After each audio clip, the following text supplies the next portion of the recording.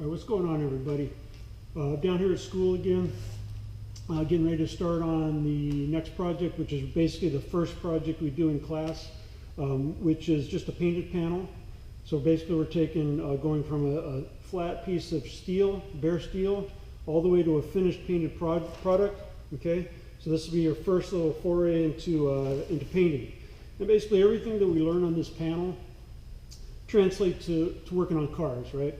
We go through the same process as far as treating the metal, getting everything prepped underneath, getting it primed, sanded, painted, cleared, buffed, everything. We do add a couple things in between as far as some custom painting, some extra steps that are flake and stuff like that, just to add a little bit of fun to it. And then you end up with a painted panel that you can take home, okay? Now the first panel we do, they're all basically laid out the same, okay? We do the same kind of a grid pattern here with the diamond in the middle with the four corners. And what we do in the corners is do some old school graphics. We'll do some lace, do some stenciling. What else do we have? Right, some tape effects. Right, more lace, some stencils. This one has a lot of lace on it. And we do fish scales and diamond patterns, water droplets. We do all kinds of different effects that I'll start showing you as we get into the painting portion of this. I just want to kind of give you a couple of examples. Now all these started as basically steel. They've been sanded, they've been cut, they've been drilled, they've been degreased, everything, and then we prime them, which I'm going to show you the first step. Once we get everything cut, sanded, ground down, drilled, then we get it prepped for primer. The primer will be your first chance to get into the booth and do a little bit of spraying. But basically once it's primed, we do more sanding. Then we start throwing down a silver base coat. Okay. After that we do a flake, typically a silver flake. It gives it some of the sparkle that everybody kind of likes to see. Then we'll start doing some designs over the top of the old school graphics. Like I said, lace work, sunbursts, water droplets, some effects with the tape. And we'll do that, and then we do all that in black typically. And then we shoot a candy over the top, which is what gives it the colors, right? So everything underneath is the same as far as silver, black, and then the color changes the look of the panel, all right? So I'm going to do one panel like these with the same pattern, so I can show you how to do all the masking and measurements. We'll do a different design in each corner, and then in the middle, most of the people have been doing their own design, a hand-cut design of their own choice, right? You can see like a car, broken heart, initials, right? A little logo. So we'll think of something to put in the middle and see how that comes out. Once that's all on there, then we clear it to give it the shine, and then we buff it afterwards to get any little dirt out and smooth out the texture. All right. So next thing you'll see is a video at home of me cutting and getting all the metal prepped as far as cutting it, drilling it, grinding it, sanding it, and then down to school again to do the priming. Okay, so I'll do all my priming and painting down to school. I'll probably try to do some of the sanding and cutting and stuff at home. All right, just to speed things up, because I'm only down here at the school maybe once or twice a week. Okay, and we'll go from there. So let's see how that goes. Let's have a little bit of fun with it, and let's follow the process. All right.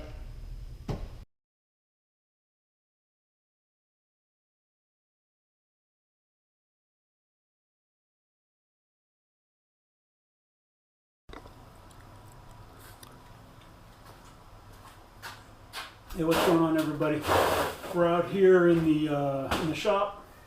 I'm getting ready to do a little bit of plasma cutting. I'm going to get ready to do a painted panel. So what I've got is a piece of sheet metal laid out here, slightly oversized, so we're going to cut it down to the sizes that we usually do, 20 by 24. So I'm going to set up, show you how to use a straight edge, kind of talk about the machine a little bit, and do a little bit of layout, and we'll start doing some cutting. I've already done one on the plasma table, so I'll show you that footage also. But this is how we usually do it in class anyway. Not the same machine, but they all work basically the same. This is just the one I have at home. So let's get a little close-up of the machine and kind of what we're working with right here, and then I'll show you the setup and start cutting.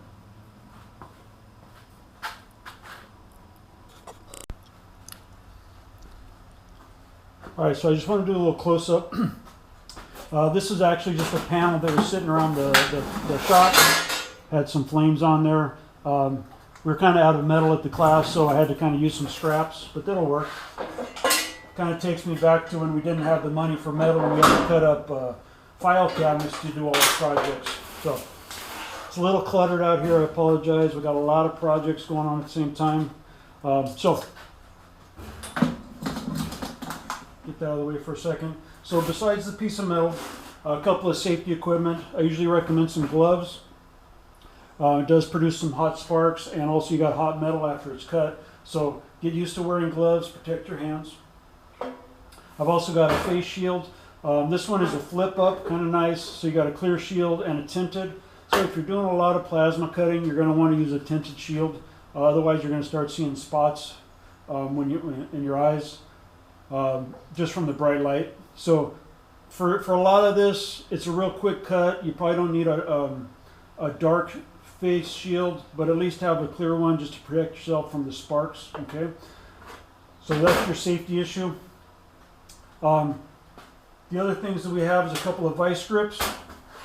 So a couple of vice grips that we're going to use to set up our straight edge. So the straight edge is what we're going to run the torch against to get a nice clean edge.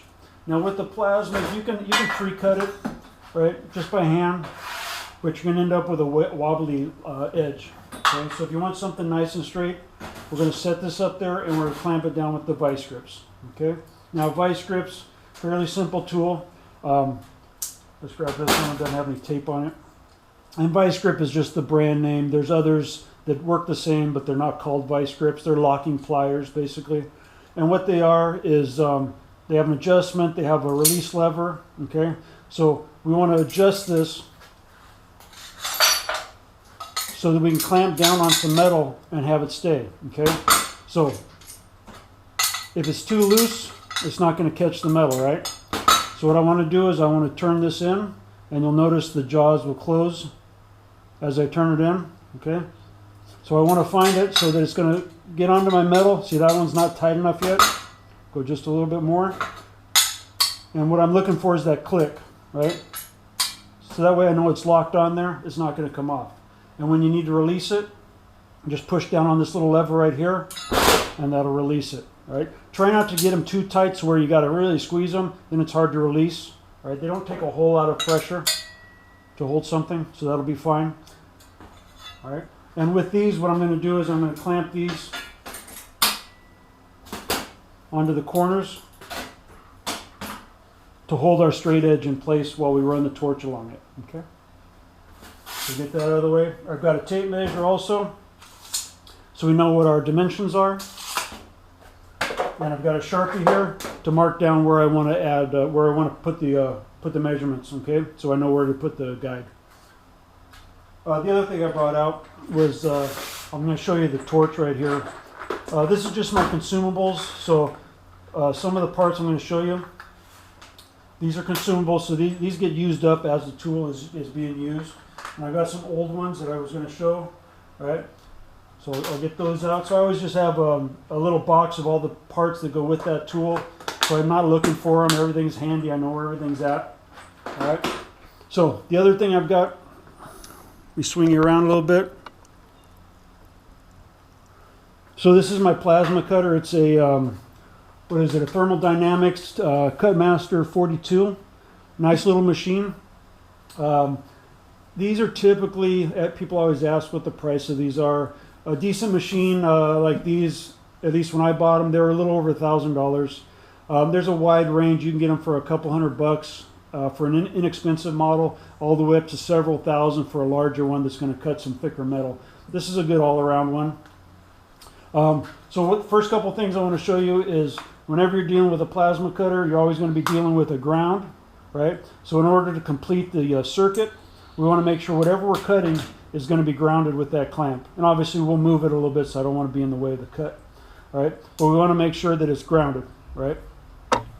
And when it's grounded, you want to make sure the ground is on bare metal. You want to make sure there's no paint or rust in that area so it gets good contact. All right? This is the torch, the business end, right? Very simple. All it's got is a button, right? It's got a little safety lever that you push down, and it turns the torch on. Some have switches on both sides so you can use it in different positions. This just has a single one, which is fine. I want to take apart the tip and show you where these consumables go, because every once in a while you gotta change them out because they do get used up. This one's not looking too bad. The orifice is nice and clean, so this doesn't have too much time on it. So I'm going to unscrew the insulator. This is like a ceramic insulator, so that comes off. Okay, and then our consumables come out. So there's our nozzle, and then this assembly pulls out. Got a little O-ring in there. So once this is out, nothing else comes out. That's as far as it comes apart for servicing it. And what we have is our little gas diffuser that the air comes through, and then our electrode. And this is where the spark or the arc comes off of. Okay, so this gets used up quite a bit. Okay, so I wanted to show you a couple of used ones. All right, so here's a used electrode. Hopefully you can see it. Really chewed away and eaten up. Not going to work too well anymore. And this is the nozzle, and you can see how it's just cratered away. Not as clean as the other one. So we're going to put on some new ones. So here's a new one, new tip. You can see how clean that is. And then our new electrode, nice and clean, nice and smooth on top. So that should be a good one. All right. So I'm just going to put it back together. If I remember, I go that way. I went that way. So that goes that way. That just slips over the top. Slides down inside there, and then the little heat shield goes on there. Don't use any tools on this, just hand snug. You don't want to over tighten it. You can really break stuff. Okay, so everything's looking good. Brand new tip on there. Now the ones I just took off, this one's still good, so I'm going to save it. And that electrode's still good, so I'll save that. These other ones are trash. I just save them for examples. So our torch is ready to go. Now on the machine itself,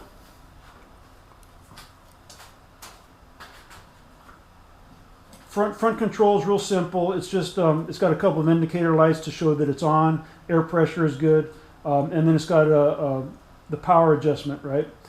So what we have is it's plugged into a 220 plug, right? So you can see the bigger plugs is 220, right? Some houses have them, like where the washer and dryer is, for a 220. Not all houses have it, but if you're lucky enough to have that, you got 220. There are some that run on 110. This one will run on 110 with an adapter, but it just won't cut as thick. That's all. We're just going to set this in the middle. It doesn't really matter on this thin stuff. It's going to cut no problem anyway. So that's the only adjustment on there. I'm going to spin this around. On and off button are typically on the back on these. And then this one has an air inlet. So you always have to hook up to an external air compressor. Some of these have a compressor built in. This one does not, which are handy. That way you don't have to have an air compressor. I already had a compressor, so I didn't need one of those. So at the time, I just bought this that takes air. Okay. So we'll spin that around. I was just keeping it up here so you can see what's going on. I'm going to take my air hose, right? Quick disconnect coupler, connect it on the back, okay, and then I'm going to click it on. All right, light should come on. Torch came on, so it's just purging the system. It's running some air, all right, and that'll shut off in a minute. There it goes. So it shut off, and now it's ready to go. So just kind of show you real quick. A lot of people are expecting like light show and a lot of flames and stuff. Let's see if it works. So all you gotta do is just pull down and push in. And there's our plasma, okay? Pretty cool, right? Now you'll notice when I pull the trigger, it didn't go on right away. It takes a second. So I don't think it's broken, just push the trigger and hold it. If it doesn't come on in a couple seconds, then there might be a problem, okay? But pull it down. There you go. Okay. All right. So I want to start laying out the measurements, and I want to do my straight edge so I can start doing some cuts. Now we're going to have to do it 4 different times for each side. If you already have an edge that's factory cut and nice and clean, you can use that as one of your edges. But for the most part, if you just grab a piece of scrap, you'll have to cut out a complete piece, all 4 sides. anyway, it's more practice for you. Everybody likes plasma cutting. So first thing I want to do, I take my Sharpie and tape measure, and I'll be putting up probably a little video on how to read a tape measure. I know a lot of people have trouble with it. It's just a lot of practice. Keep using it over and over again. So I want to do a 20 by 24. Okay, and this panel is what is it? Almost 23 by almost 27. So we've got a little bit to cut off of each edge. So what I want to do is I'm just going to measure the 20-inch first, and so I'm going to leave a little bit on each edge hanging over to cut off. So there's one. All right, so I'm just making a mark. Okay. Basically what I want to do, let's see how far, that's 1.5 inches up the edge, so I'm going to come down here and I'm going to make another mark. Okay, and then from there I'll mark over 20.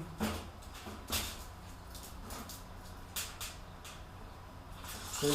So we got our marks to set our guides up for the long edges here.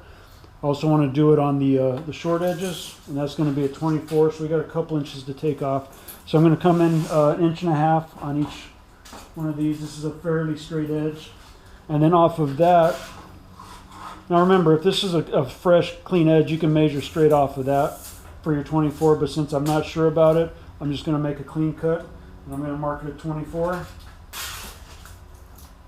24. I got to tell you, if you're going to be doing anything in the shops, you got to learn how to use a tape measure. All right, you're going to look like an idiot in a shop if you don't know how to read a tape measure. So I'll show you in a separate video, break it down into 1 inch so that you kind of understand how we read it. But you got to learn how to do that. All right. So we don't need to make lines. All we need is some marks so we know where to set the straight edge. All right. This is our straight edge, just a piece of angle iron. You can use any kind of scrap. I don't recommend wood because obviously wood and sparks don't always mix. But now the trick comes when I want to cut. So I want to cut right there on my dot, right?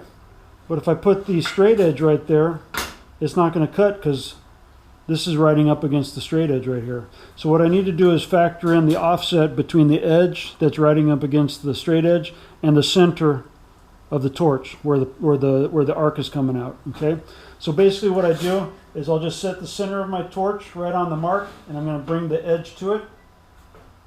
Okay, so you can see the distance is about 1/2 inch from the edge right there. I'm going to come over here with my vice grips, snug it up just a little bit,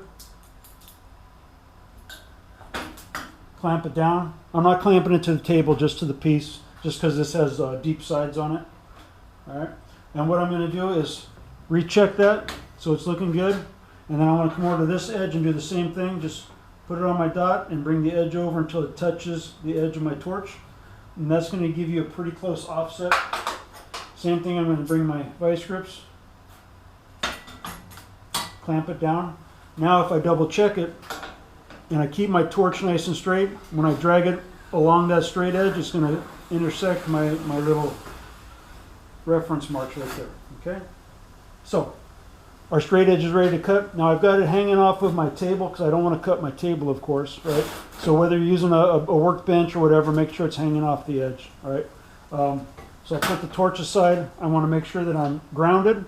Okay, so what I'm going to do is I'm just going to bring the metal out a little bit, and I'm going to clamp it to the bare metal. Make sure it's bare metal, not on paint, not on rust. Okay. And if I'm worried about the panel coming off, I can always grab a couple clamps. This is a fixture table, so it's got clamps and things that go into the holes. Real nice to have. Welding table, fabrication table.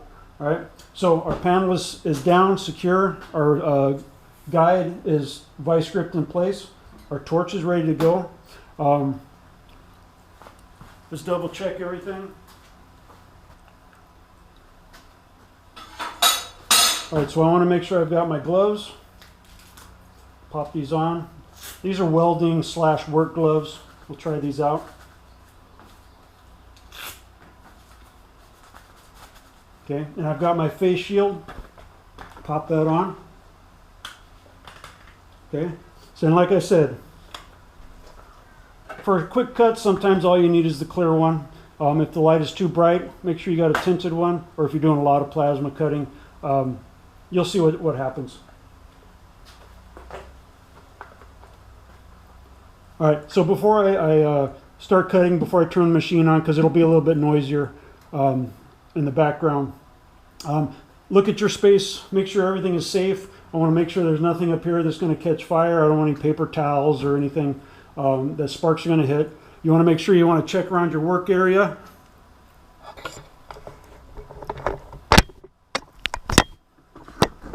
So check around your work area, make sure there's nothing flammable on the ground that's going to catch fire, right? No, oh, hang on. That's Chickpea. Chickpea's just coming out of hibernation. She's a female desert tortoise. We've got a couple of them. We've actually got 3 turtles running around the backyard. So we want to make sure there's nothing underneath your plasma cutting, even living creatures that are going to get damaged from the sparks. She's a little sluggish coming out of hibernation, but you'll be seeing her cruise around a little bit. All right, so we'll move her before we do any plasma cutting. Get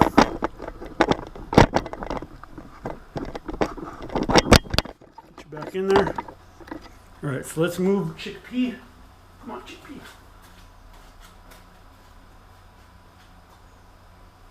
She's a star. Yep. All right, I'm going to click. I've already got the air hooked up to the machine still. I'm going to click on the power. Okay, you can hear the air coming out of the torch. Okay.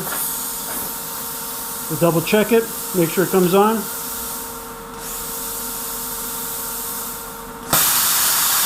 We're good, okay? Let's make sure our tools are out of the way. Now, I start at the edge, and I just start basically right on the edge, pull the trigger, wait for it to start, and then slowly drag it towards you.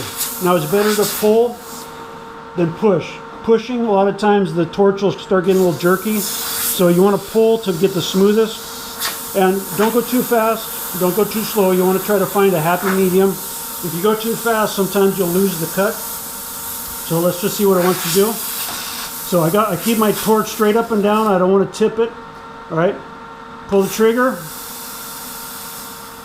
There it is. I'm just going to slowly drag it towards me.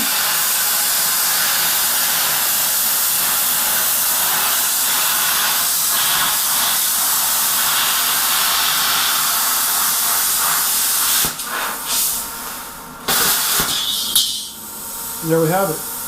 There's one side. Cut really nicely.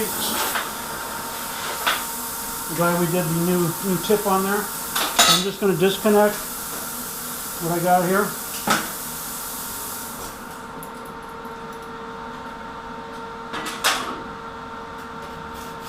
So these out of the way. All right. And I'm just going to come to the other side and do the other real quick. Set up my guides again. Same thing, drop my torch, bring the edge over,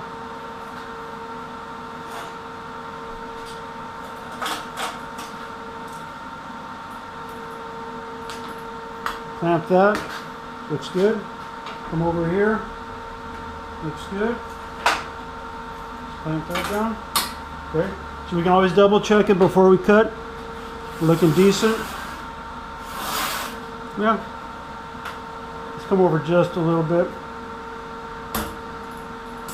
Okay, let's make sure we're grounded.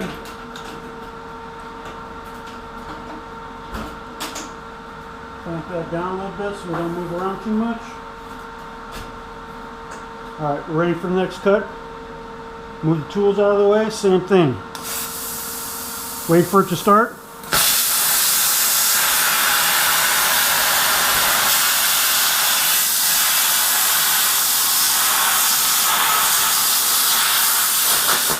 Now if you notice, right in here I started going a little bit too quick so it didn't cut all the way through. It cut most of the way through, but sometimes you'll have to go back over it a second time. I think we'll be able to break that one off. But you don't want to go too fast, otherwise you'll lose the cut.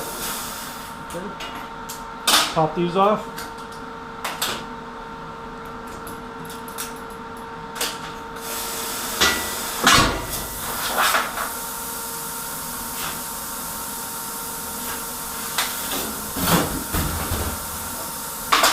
reset this. This is the short end. Okay, so everything's the same. Okay. Take a torch.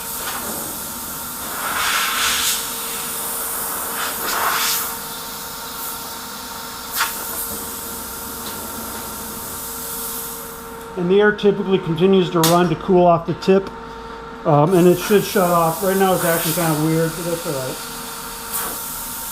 So you gotta keep hitting the trigger. Okay, so let's double check. We look good. Okay. Make sure we're grounded. Okay. Now, if you don't have the ground clamp on when you're cutting, it's still gonna look like it cuts. On thin sheet metal, it might even cut all the way through, but on thicker stuff, it'll look like it's cutting, but it'll only kind of scratch the surface. So if you notice it doesn't cut all the way through, always check your ground first thing. Okay, usually that's what the problem is with plasma. All right, we're ready for our next cut. Same thing. Nice and easy.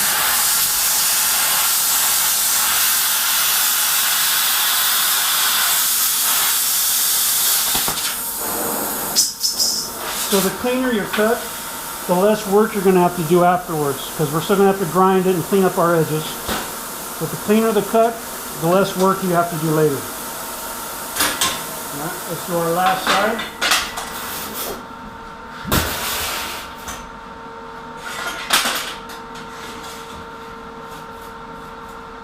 All right. Same thing.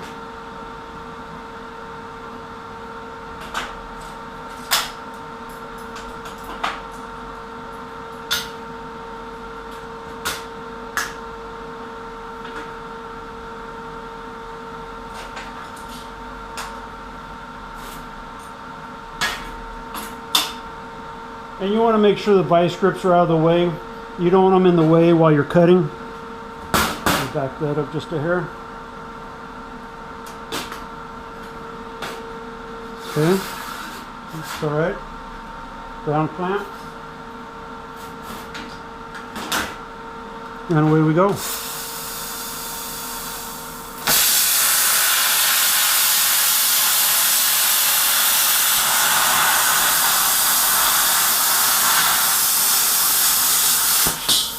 And as it was cutting, you'll notice that most of the sparks should be going down. If you got a lot of sparks bouncing back, that typically means you haven't pierced the metal yet, okay? So sometimes on thicker material, you have to wait for it to pierce and then start cutting. Otherwise, all the sparks will just come floating back at you, which you don't want, right? So let's undo it. Let's see what we got. Let's turn the machine off so we can hear. Okay, machine's off, take the ground off. Alright, there's our panel right there. So 20 by 24, if we did everything right, we should be pretty close. So there's 20 by 24. 20 by 24. Alright, next thing we need to do on this is round our corners and drill some holes. Alright.